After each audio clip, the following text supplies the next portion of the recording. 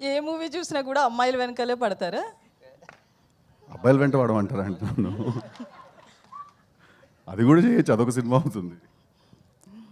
కాదండి, ఇప్పుడు లవ్ అనేది మన లైఫ్లో చాలా పెద్ద పార్ట్, మన సినిమాలో చాలా పెద్ద పార్ట్. సో ఆబ్వియస్లీ మన సినిమాలో లవ్ స్టోరీ ఉంటుంది. ప్రతి సినిమాలో హీరోయిన్ ఉంటుంది, లవ్ స్టోరీ ఉంటుంది. కాబట్టి ఆబ్వియస్లీ ఉంటుంది కదండి, లవ్ స్టోరీ ఒక పార్ట్ ఉంటుంది కదా.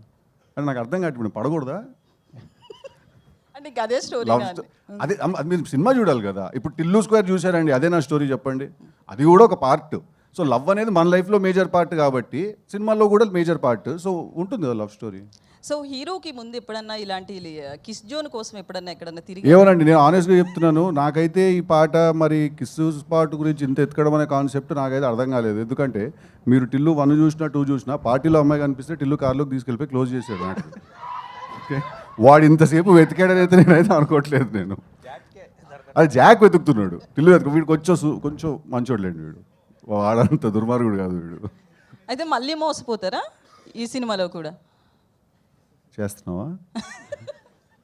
లేదండి.